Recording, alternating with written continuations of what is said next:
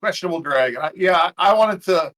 That was just a note that I made in this game. There's a bunch of stuff, but that was one thing I really wanted to ask whether that was the right play or not. I think Okay. I'm I'm doing things that like I'm really trying to not autopilot, I guess, and I think some of the things I'm doing aren't. I feel like the autopilot's right some of the time. Let's just put it that way. Yeah. All right. So last time we talked about the pulling, the leashing, still can be better, right? Like it's like the 4 second rule, right? You have around 4 seconds for the camp to deleash Eric. So this definitely still needs to be worked on. And I'm Because consciously doing it. I've fumbled it a couple times though, is why I'm being a little bit like, and then had to go back and deal with the results of my incompetence. yeah, no, that's good. Like you need to push your limits to know your limits, right? Like it sucks in the moment, but the more experience you gain understanding why you fumbled and it deleashed, it's going to help you have a better understanding.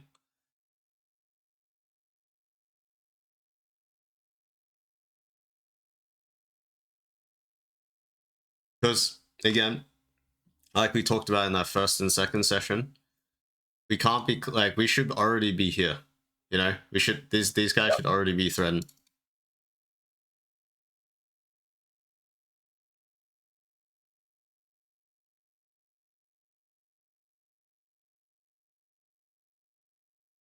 Right? Because if I was a little bit sooner, they both probably would have been dead. Most likely, most likely. Not sure, but definitely shaving off a few seconds is going to help regardless of whatever situation happens, right? I'm just looking at your W. That's all good. We talked about that as well last session. Well, I'm still doing the thing where I'm queuing and W instead of W and then queuing, but I'm like every time I do it, I feel shame. Yeah, I can see that now. We have not activated our. All right, now we got our W up. This guy would be dead by now, Eric. He would actually be dead already. Tell me no, like it's not. It's easy to say it. It's easy for me to say I'm going to do it, but that's not the same as doing it. Yes, yes. All right, well, you know now. I don't need to repeat myself or be repetitive.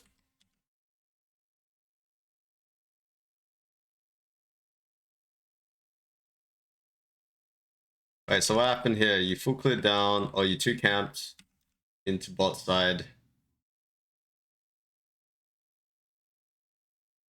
Into base.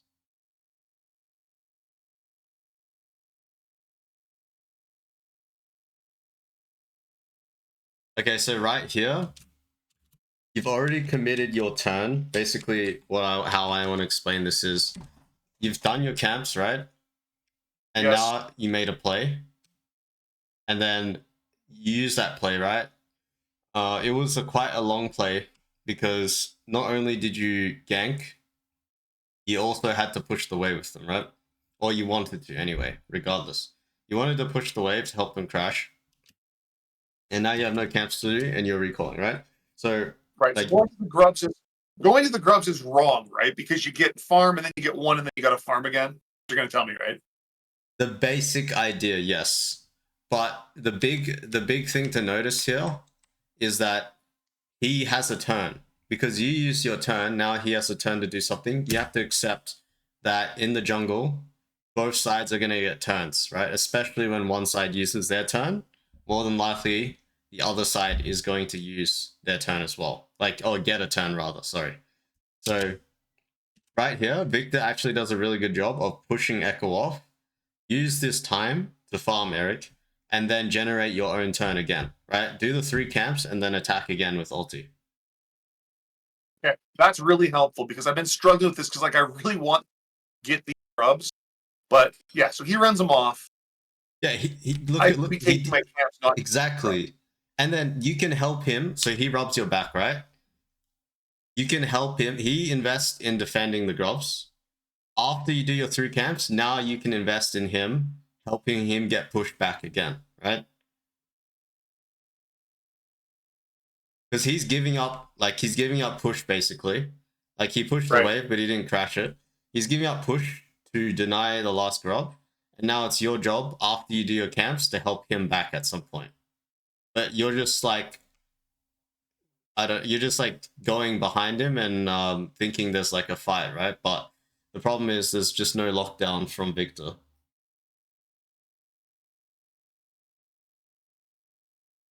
Like this was basically not under your influence, right? This was what makes Echo have to stay here, you know? Like this kill was just opportunistic by the opponent's mistake, right? Yes, but okay. So here's another question. We're at that point. He runs around, and I kind of know he's in that area, and I'm thinking like he's probably on his Krugs. So I figure if I go hit the plant, if he does that, we're gonna kill him. So is that wrong? Now I know I shouldn't have been here to begin with, right? Yeah. Given that I am here, Let's is this just say also you're here. wrong? Yes, because just because you see him on Krugs doesn't mean he has solutions to defending the Krugs, right? Because Krugs is so close to tier 2 and the leash range is so close to the tower, it's actually very hard if he pulls the Krugs properly to the entrance or the exit, you could say, to actually kill him, right? Because you don't have flash ult. Your ability to just chase him down, if he knows you guys can cheese him, is like very, very low. That makes a lot of sense.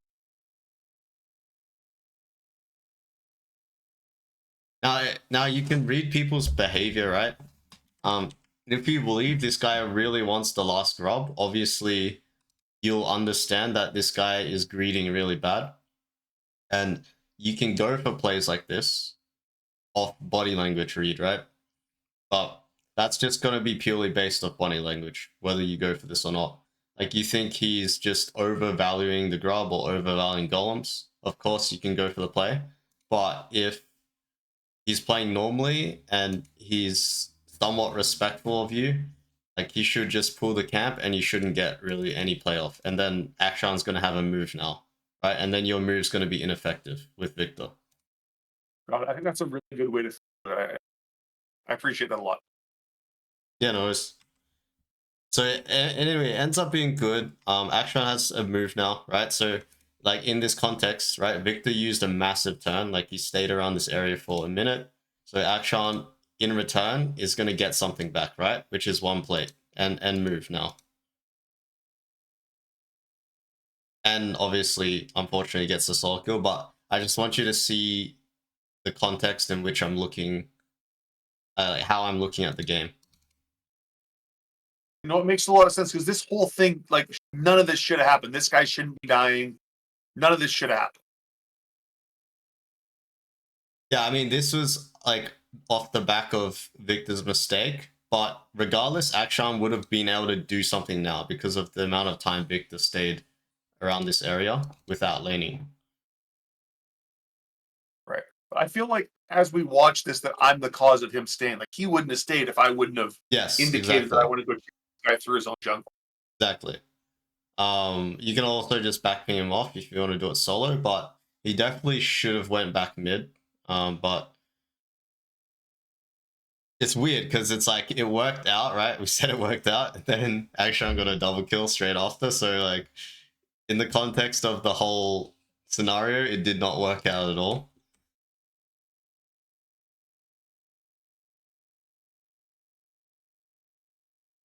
So this is just objectively terrible, right? Yeah, dragon doesn't matter. Unless you can kill them, go 1-for-1 and still dragon. That's pretty good. I had this dream of like ulting them in the bot laners, like blew them up and stuff, but like watching it now, it doesn't look like that was there really. Yeah, even if Ezra was here from the start, he would have to be landing a couple Qs before you go in. Like, it's just too much HP value from the opponents here. But well, something I would suggest as well is after Bard does this, well, like, Bard shouldn't be here, you shouldn't be here. But let's say you were farming and Bard randomly is in the pit. Now you can do your 3 camps and wait for Bard to respawn and then attack straight away, right? Because remember, like, I guess the theme of this review so far, besides the points we talked about the clearing and the leashing, and the other stuff I reiterated from last review. But the theme of this review is basically about turns, right? So basically, what is happening here? They're using their turn, bot push, mid push, to do dragon, right? Now you're going to get a turn very soon after you clear your 3 camps, right? Because they're using 4 people to hit dragon. So the key here is waiting for your turn patiently and then attacking on your turn, right? Because they use their turn to do dragon. Now you're going to get a turn, right? It's the same context as Victor moving to Grubs. Akshan's going to get a massive turn. Now Akshan's moving to dragon. Victor's going to get a massive turn, right? Got it.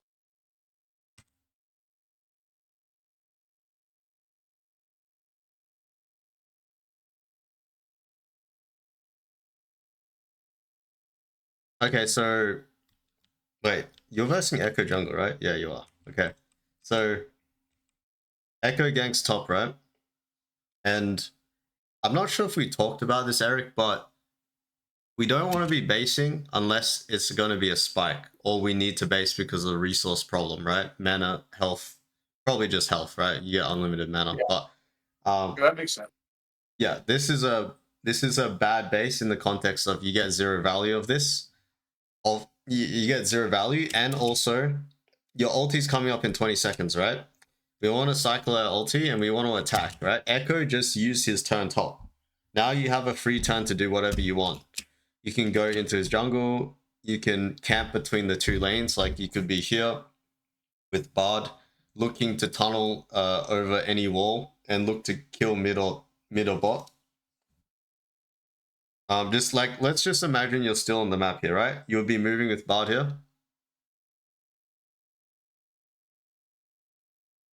Yeah. Bam. You could look on that action right there, right? Just an example with Bard ult or Bard tunnel.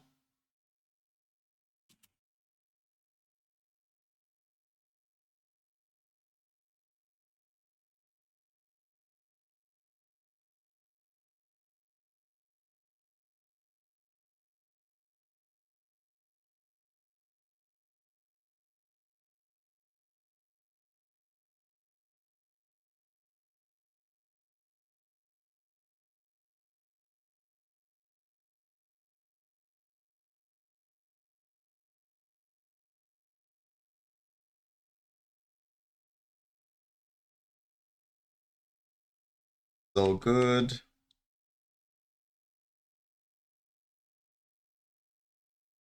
Same context again. Unless you're going to be fighting in the next minute, which I don't know why you would, right? Because your ulti's not up. We don't need a base here. We just keep going because this spike isn't really that important. Like I know they have a lot of CC, but again, you're not going to be fighting because you don't have ulti, right? So just keep farming. So this was my thought process. Maybe we can talk about it a bit. Yeah. I'm looking. Dragon's up at that point at about minute 10. My ult's down. I thought go back to base, get what I can get, so I can be as strong as possible if we're gonna fight River now. I would agree with that if it was post. Okay, it is post 14 minutes, but post laning phase, right? People are still laning. So no one's grouping, right? In the context of that situation, a Merc Treads doesn't change if, for example, Tom moves top and the enemy Teemo comes to the dragon. So basically what I'm saying is, if Merc Treads is the difference between you winning or losing the fight, you shouldn't be taking the fight and you should be giving dragon. Okay, that makes sense. So what would have been the right thing? Is clear those camps, get out in the river and start sweeping? Like what should I have done with that time? Yeah, your modes of behavior have to be different, right? You don't have ulti, you should just be farming, Eric. When you have ulti, you should be farming too, but then be actively planning a situation of attack, right? That makes sense. And I think one of the things for me that's a struggle is I like to farm, and it's kind of my default behavior because I always feel like, well, I'm getting stronger, then later I can do something. So I'm kind of trying to break that. I think that's going to necessitate me making. Yeah, our ability to adapt is extremely important, right? Like, Decision making, that's why League is a complicated game, because there's always context to a situation. So decision making is very flexible. But that's why I said the modes of behavior, right? As simple as it can be, it's basically how you think when you have ult and how you should be thinking when you don't have ult, right? It's like two completely different things.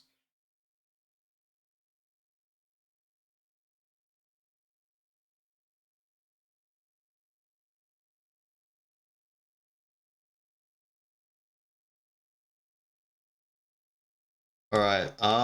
Talk me through this one. So, talk me through this one. So I wouldn't normally take a Herald top, but my thought is this: he's not having the easiest time up there with that Teemo. He's a tank. He probably wants to get out of this lane and start doing whatever it was he picked a tank character.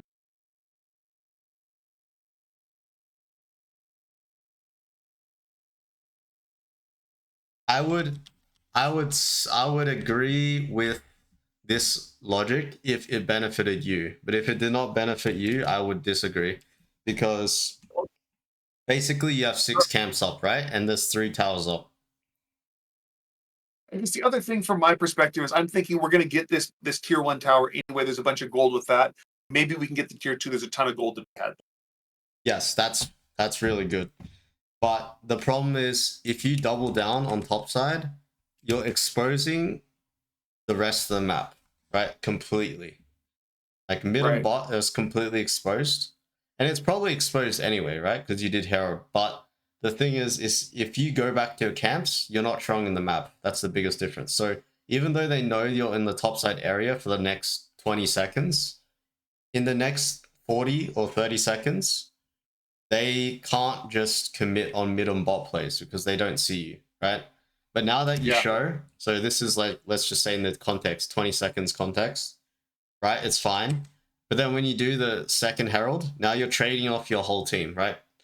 3 other members for tier 2, which at the end of the day, that's why it's called a trade, right? Because you're not actually technically winning, you're trading, right? So that's where I would disagree, because you're basically trading off 3 members for getting your weakest member back to maybe even, and then yourself ahead.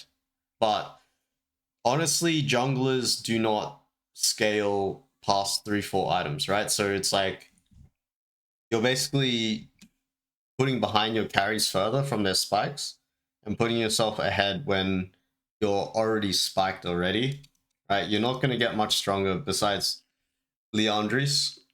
Maybe if you get Jackstro 3rd item after Sunfire or something, like that's when you'll become really strong again, but that's a while away, right? So we don't need to trade is basically what I'm trying to say.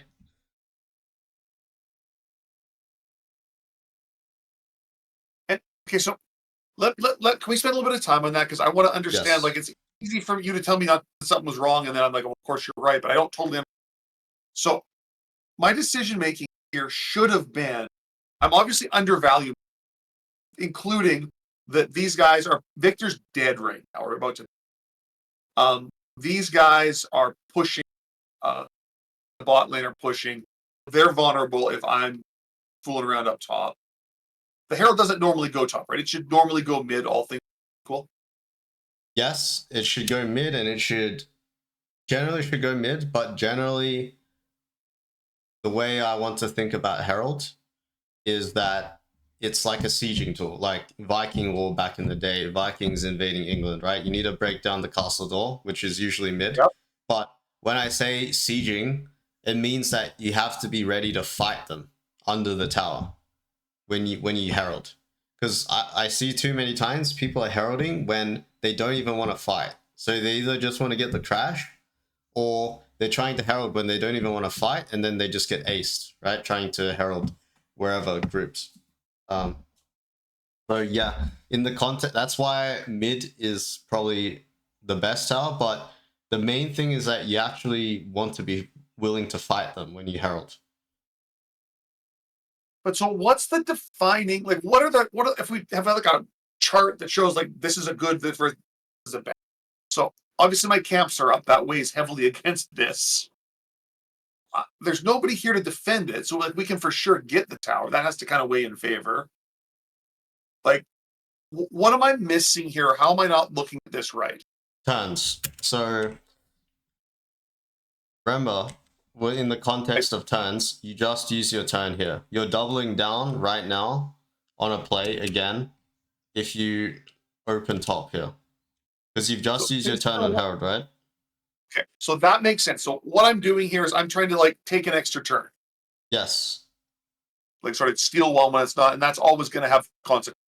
Exactly. You're always trading when you double down on one side of the map, right? Yeah. Also, if you don't want to be in this area and like you're taking a turn topside, so they are going to get a turn bot side, right? I'm not saying they aren't. This is always going to happen because you showed on Herald, right? They see you did the Herald. But if you didn't want to be in the first place, you shouldn't have done Herald in the first place, right? But doubling down is like even worse. So it's like maybe you don't even want to be doing Herald because you don't want to be on this side of the map, right? With ulti up. Like maybe you want to target the Ashe or Akshan with shutdown, right? With ulti. So like there's that as well to think about where you actually want to be, right? Remember when we talked about the modes of behavior? You have ulti now. Of course you have camps coming up, so you want to be pathing somewhere to attack, right? Versus just AFK farming when you don't have ult and flash. Like in this context, this gameplay would be much better if you didn't have ulti or flash. Like what you're doing right now.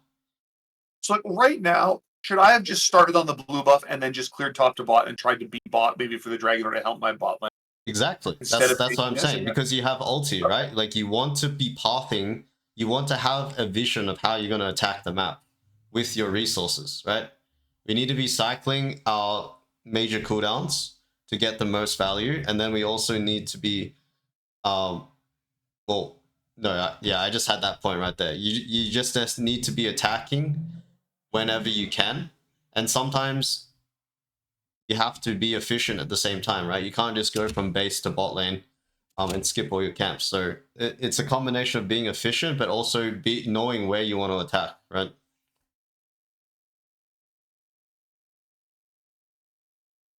Like, do you see what I mean though? In the context of the game, if you were useless, meaning you had no ulti or flash, this play would actually not be that bad, right?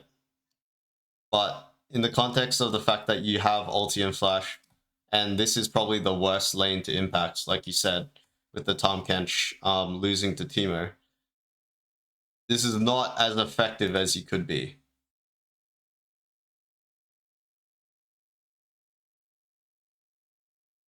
That makes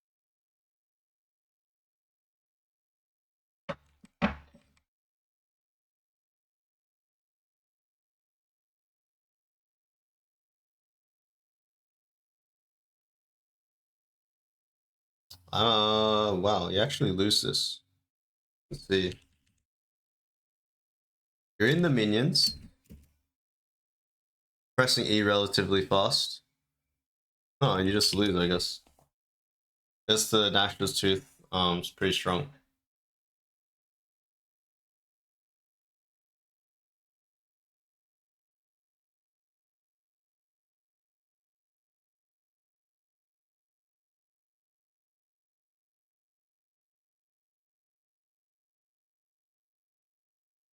Really good ulti. Teemo is unfortunately in the side, getting a lot. so like this is a question for me. When this happens, should I be looking to be the one that goes back? Oh, Teemo? Yeah. No. So this is something that we can just talk about, but it's quite a difficult skill. But it's basically just being aware of the side lane states, right? It's like almost like telling you to track everything, which is it's quite difficult, and you definitely have to practice it. It's like jungle tracking, right? If it's not a habit, it's quite difficult. So basically, the idea is how many waves does it take to to get to tier 2. So there's the one that's just leaving base is going to hit him, and there's got to be another one. It's got to be. So yeah, there's one, the neutral wave, and then there's two. There's actually only 2 waves Teemo needs to hit the turret, right?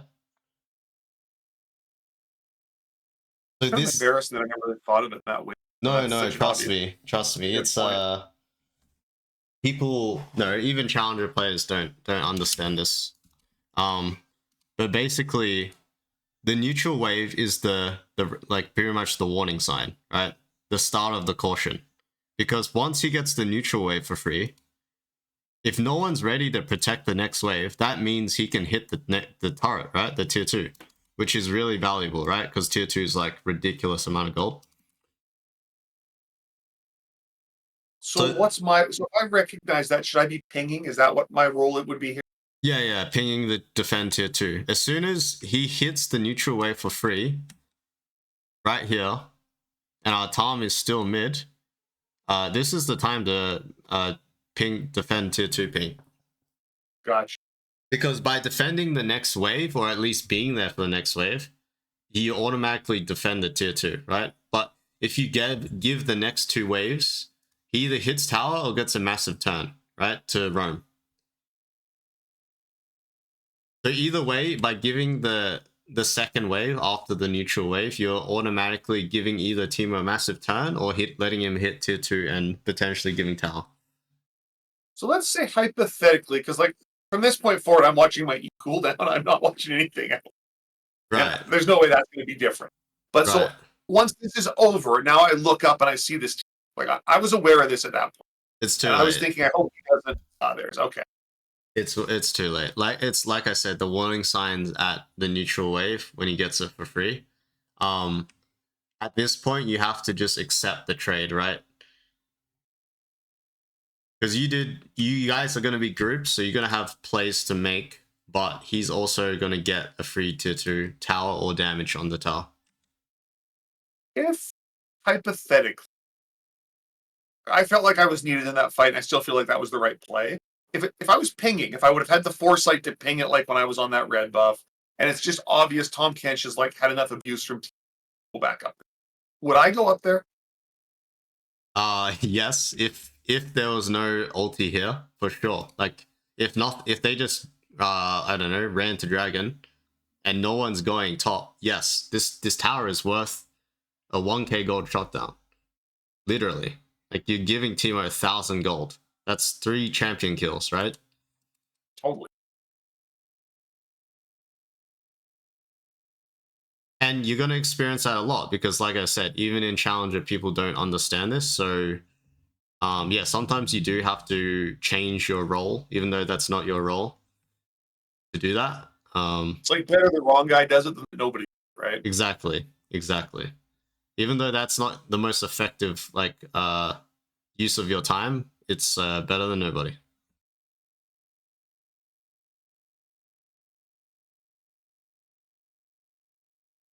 I mean, I guess now the game's really hard, I assume, because Teemo's about to run the game and everyone dies. So I guess the summary for this VOD, I have some notes. The first thing we talked about was still need to build on the leashing skills. And then what we talked about before, the skirmishing, like with the W.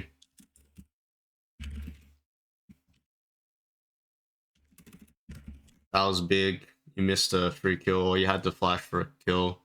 And then we talked about modes of behavior, right? When you have ulti and when you don't have ulti.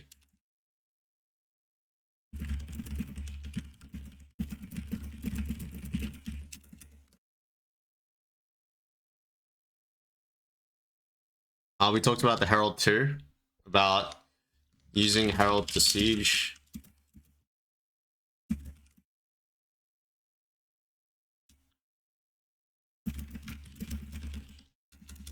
Being ready to fight if you're going to Herald. And then I think the last point that we can take away for you to implement was the turn, like the concept of turns, right? Like which we're looking at right now. Really helpful.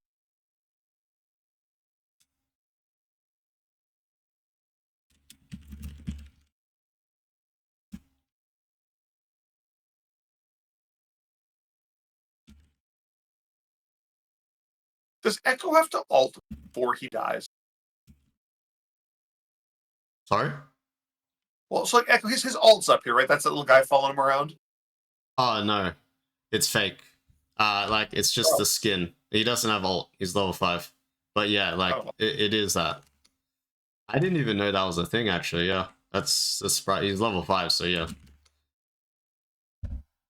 Wait, I that's totally missed. weird. Yeah, yeah. I've never seen that before.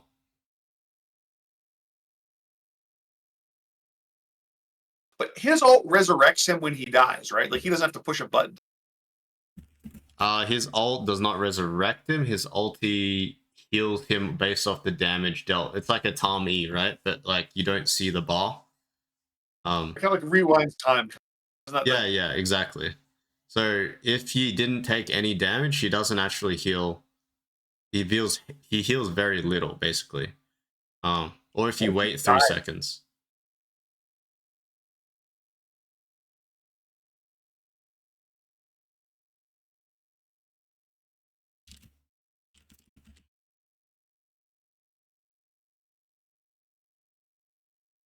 Alright, so let's go to the next VOD.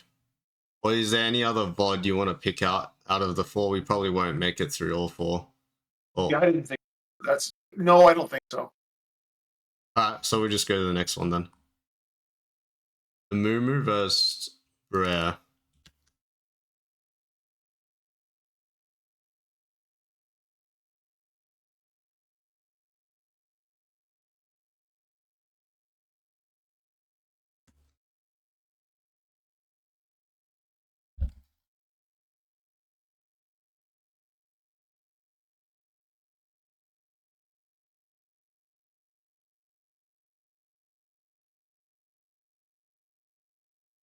Well, this is a lot better, right, with the leashing. Again, it's like the 4-second rule, and it's around like 400 HP or 350. You can be already pulling it up. Like you Yeah, I've been need the trying to do it around like closer to 300, just to be cautious. yeah. No, that's good. But then you have to actually pull it like here.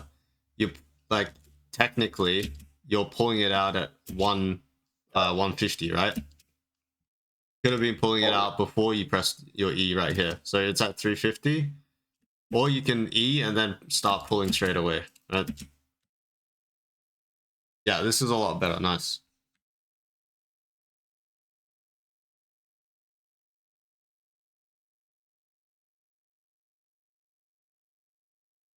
So, did you tell me this, or did I get this from Nathan's video that basically you either get the scuttle crab or you get a?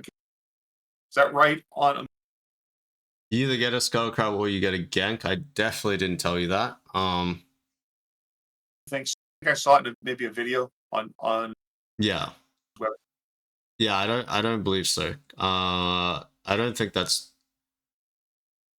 too much context for that to be a or B option, basically is what I'm saying. Yeah, makes sense.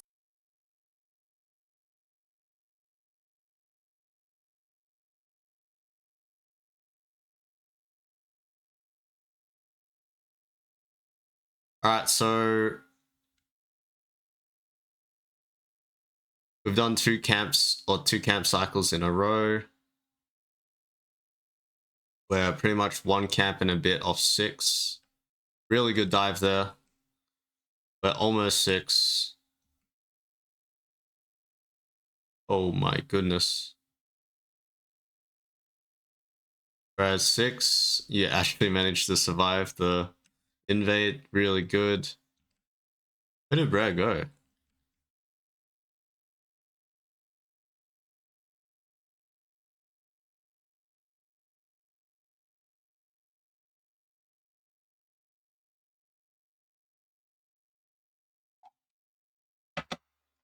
I'm kind of surprised you can just do Grub Zip.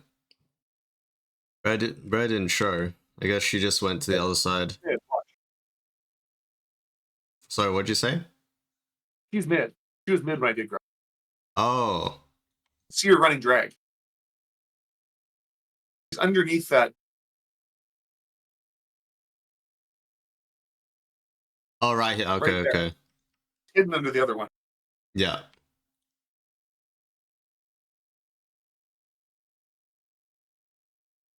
Oh, we didn't have enough mana. Okay, okay. I'm unhappy to hear that no mana noise. Yeah, the no mana noise. Oh, you should beat this guy really badly. Okay, so this is similar to, remember our first review when we versed the Warwick? The Brad's like also really bad versus you because she has a lot of attack speed, right? So that's gonna play into your favor with your E cooldown. So right here, just cycle your E straight away because you know it's gonna be on cooldown again, Eric. Sorry, it's gonna be up very fast again. So you should have been auto Eing straight away instead of queuing.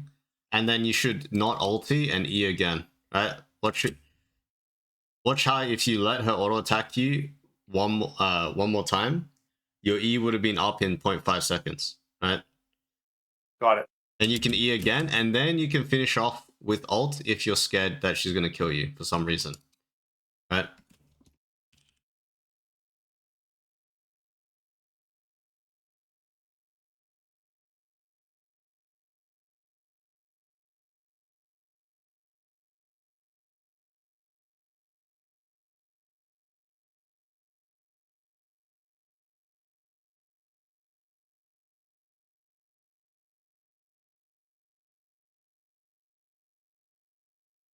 Nice. The only thing I'll say about this scenario that can be improved is, do you know Brand's kit? There are no brands. Yeah, his Only abilities. like sort of. I know once he lights you on fire, everything has like there's one that does a stun and whatever else. So no, I guess the answer is no. Okay. So basically, in the context of this situation, you know he has a stun. So all you have to do is buffer your Q on the stun.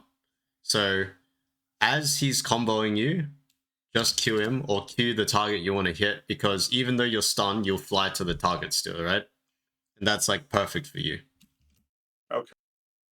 So in this context, you would be next to Kai'Sa or Bran right now as you're stunned, and then you wouldn't have to. They wouldn't get away. Basically, you could be out. You could follow up with an R flash.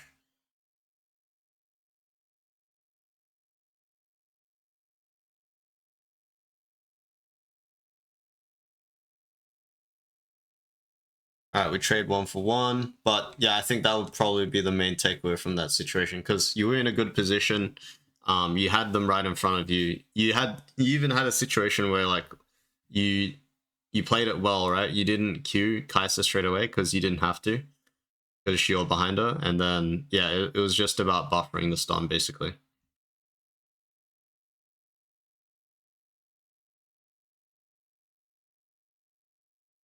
The Rare shows bot, you take the jungle, you base. This is fine. So this is gonna go back to the same idea we talked about last game, Eric. It's about when you have ult and flash and you're spiked, you have Leandris, like almost like the same the same items, right? Exact same like level, same situation pretty much around the 14-15 minute mark. Where do you want to be, right? You want to be bot side. Yeah, fair enough. But I also don't. I don't want to leave those camps there, right? Like so. Yeah, but exactly. But this is where different modes of behavior comes in to play, right? When you have ulti, when you have resources and we don't, right? Ulti and flash and Leandris. So you took his camps, right? Use your turn here. This is what you did with your turn, right? Yes. Brer ganked bot, use the turn to do Herald, and then take his camps because he ganked bot. Now you base, right? You don't want to be top. There's nothing top, right? You're literally behind Mundo, but you can't do anything about it, right? So you base. That makes sense. Going top again is like doubling down on you doing the Herald play. This is the same scenario, right? You're basing, going here, and it's the same scenario as you taking Herald and going to Herald top and trading off your mid bot again. It's not exactly the same because you're not trolling, right? But it's similar because you're not in position to attack. Right? You need to be attacking right now. You need to be doing 3 camps or potentially even only red and then attacking bot side. Your camps do not matter in this context because you get a turn now, and if Brer does your top side, you get to double down again on bot side. Does it make sense? It's like, yes. Before we watch this, though, can we talk about this? Because this, I feel like, is like really important and something that's like, it's not like you're saying this and I'm saying, oh, I know what you are saying, I just didn't do it, or this is new to me, so I really want to understand it. Because here's my thought process, and I think I know what's wrong about it. I'm thinking, yeah, I've got my alt, I want to be bot side, but I want to take these 3 camps first because I don't want to leave them up and rotting. But I see what you're saying, because the whole time I'm clearing 6 camps with my alt up, that alt is also kind of rotting in a way, right? Like it's one Yeah. less alt to do this twice that I'm going to get out the game. yeah, So I should have looked and said, okay, there's a good chance if I can get myself bot lane, that's going to be diveable, right? Or maybe mid lane.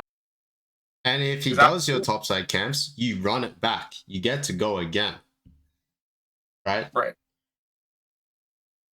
Yeah. Yeah. And I wasn't even as worried about protecting my camps because I was more just thinking like, this is just what I do. I've got like 80 times 250, 260 gold card. I'd like to collect it before I worry about doing a play with my. It's like,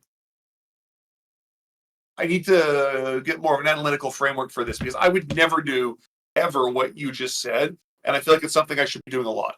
And this isn't going to go well. Yeah, it's all in the context of whether you have the resources to attack or not, right?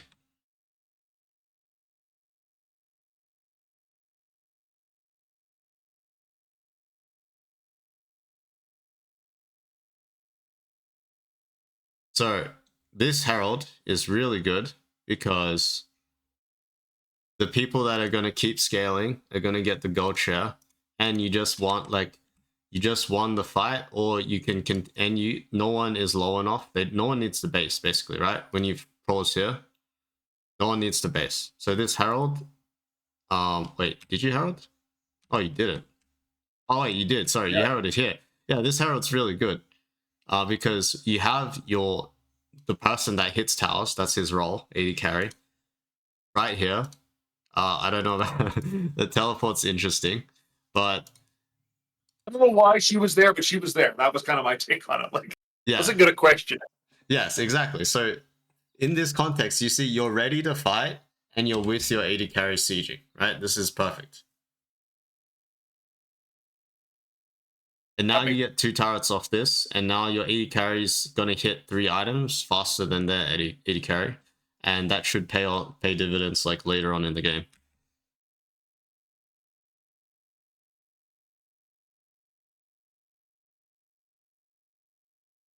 So this is why they died, right? They made a play and they got turret, and now they're doubling down, right?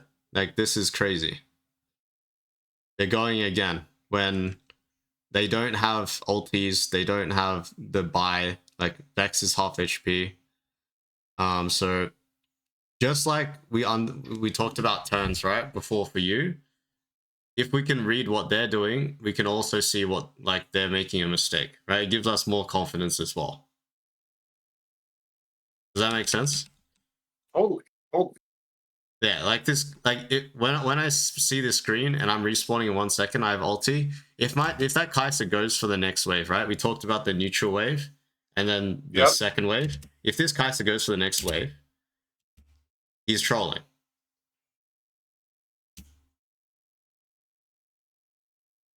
Because even if you don't kill him, you can walk him all the way to base, right? Because they can't fight. You can chase them all the way up, and they have to walk all the way back, even if they don't die. And now you get a massive turn, right? But how's that good? How's that good? Because now you dominate the space of the map. So if I chase them, aren't we? Don't we? Okay. Because I feel like if we're chasing them, these waves are going like are appearing. Isn't that kind of good for them? Not us. Yes, that's good for them. But Nasus didn't have to chase with you. I'm not sure why he did, but he doesn't have to, right? You can clearly solo kill him. But right. You're saying because I'm the jungler, it's like if I can waste 30 seconds of a laner's time for 30 seconds of my time, is that a pretty good exchange?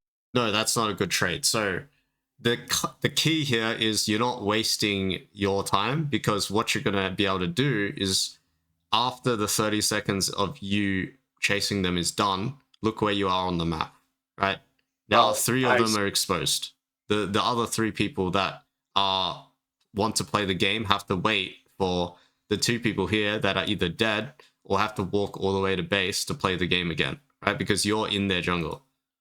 Got it. That makes So sense. it's the position on the map that's going to give you the advantage of chasing them out, and the threat of the other three members walking up on the map because of where you are.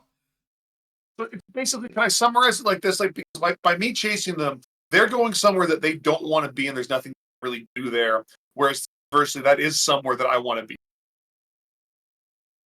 Is that a fair way to Yes, say it? yes and no, because it's not that they don't want to be there. It's that, oh, actually, it is, because they want a base, they want to buy, Yeah, right? there's nothing for them there, so as Yeah, I see it. exactly, exactly. Yes, I guess in that sense, yes. And it also, it's the fact that you are ready to fight and they're not ready to fight, right? And then That you're makes sense. Yeah, yeah. totally. So the other three get exposed really hard. It's like when I told you about the Herald play in the last review, or not last review, last game, where you heralded top, you exposed your other three members. It would Was pretty this much be the same wrong? thing. Is Because there's this not a like, because I'm seeing 3v4. I thought if I thought we could win this. I think this is just down to understanding other champions. So basically here, right?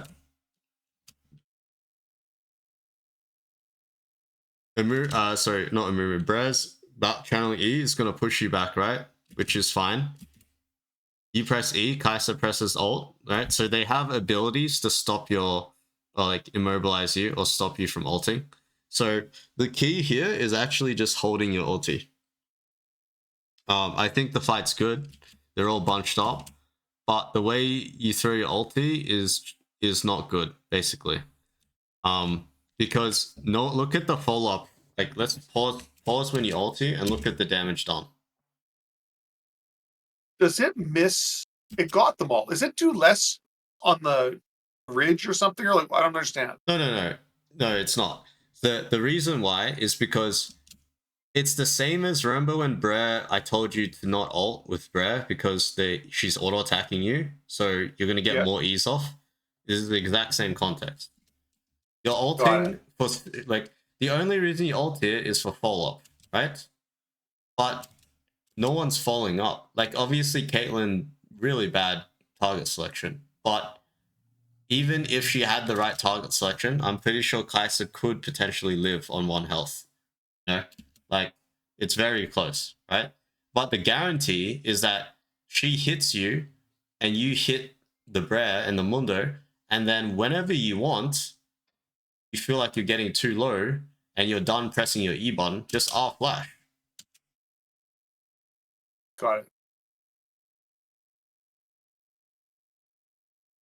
So yeah, Better if I the put fight W on is too, good. huh? Sorry, what? It's better if I put my W on.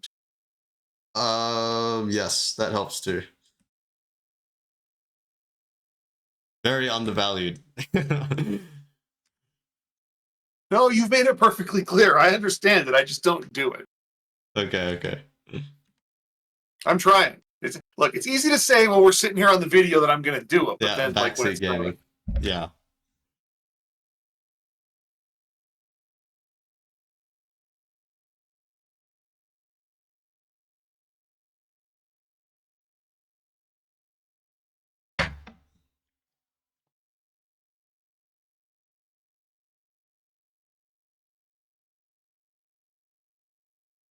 just going to be like so spectacular. The reason why it's not is because of your build, I'd say.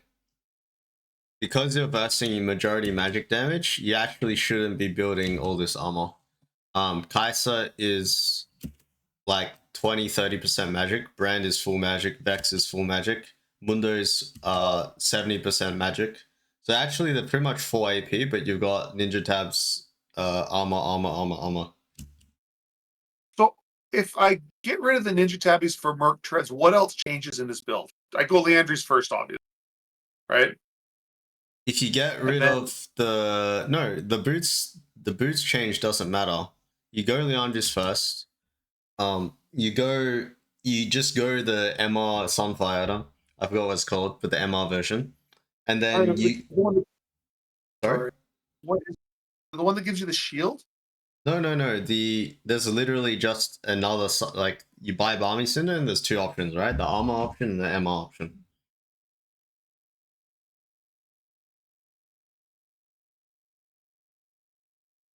I don't know.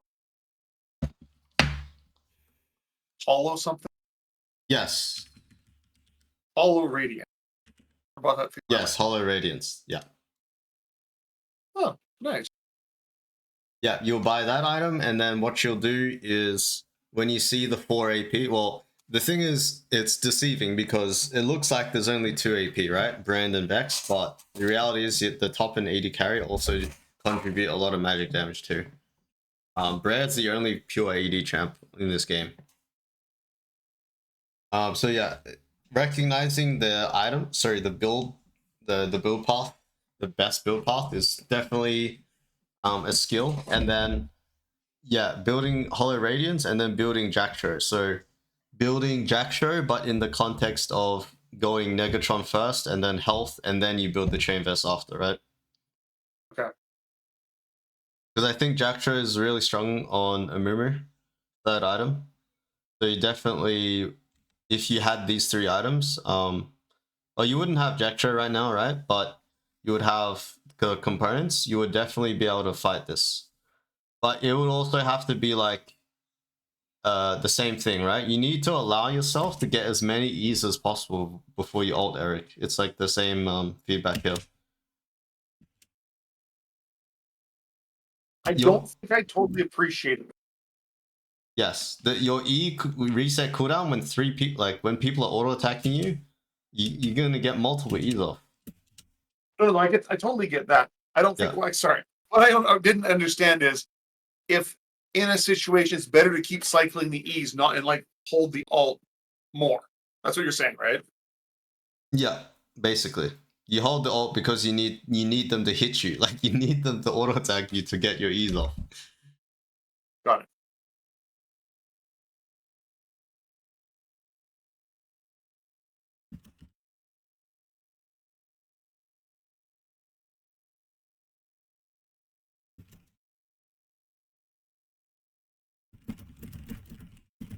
On this topic, what are like the really high value for them? It depends on your build path, but generally, if you build Jackshow third, you need to keep the synergy going, which means buying more armor MR. So it depends on what armor / MR item you want to buy after Jackshow. You can go Thornmail, you can go Randuin's, you can go Rukin, the big MR shield item.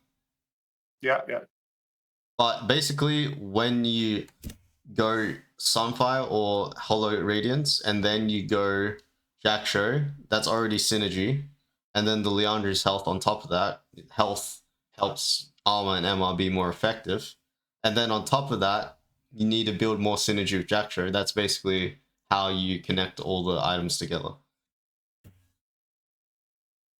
Because Jackshow benefits with more armor and MR.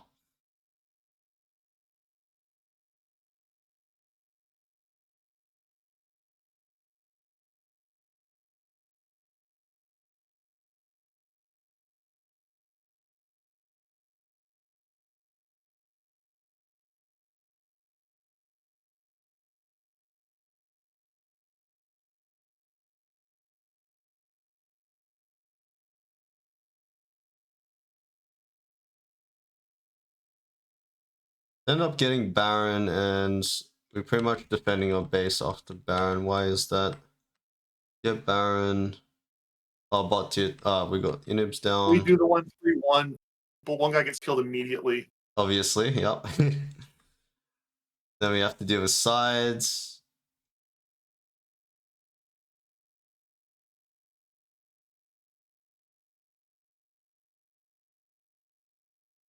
Caitlyn dies. So basically, your AD carry dies. Your turret killer dies. So have to For be the more. comeback.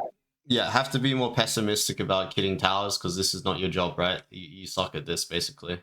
So Yeah. yeah, Clearly, I'm headbutting the tower system. yeah.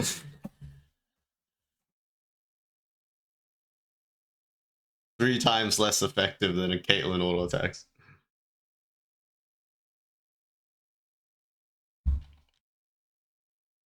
This Mundo is causing a lot Yes. of damage. I would say at this point it's pretty hard to win unless the Caitlyn can kill the Mundo, but I think he cannot kill the Mundo. I don't think any. Yeah, Mundo is one of those champs where it hits level 16 and 4 or 5 items, and he'll definitely become unkillable.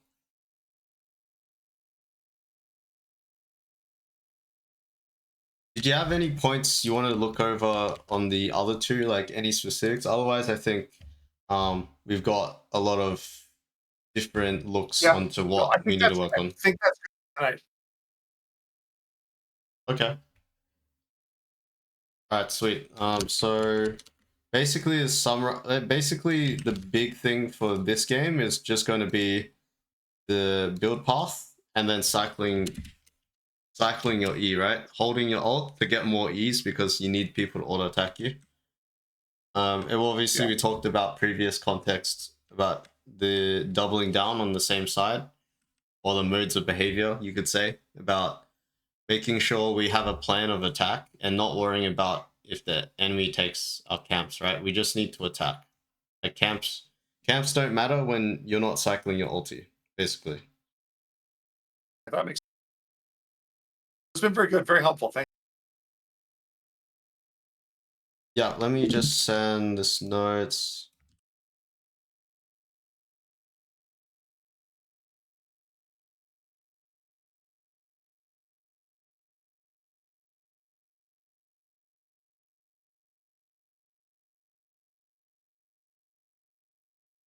All right, sweet. You think you can make it same time next week? you. I was saying, do you think you can make it same time next week? No, 100%. That'd be awesome. All right, sweet. All right, well, we'll end it there. Sounds great. I'll see you next week. All right, see you, Eric.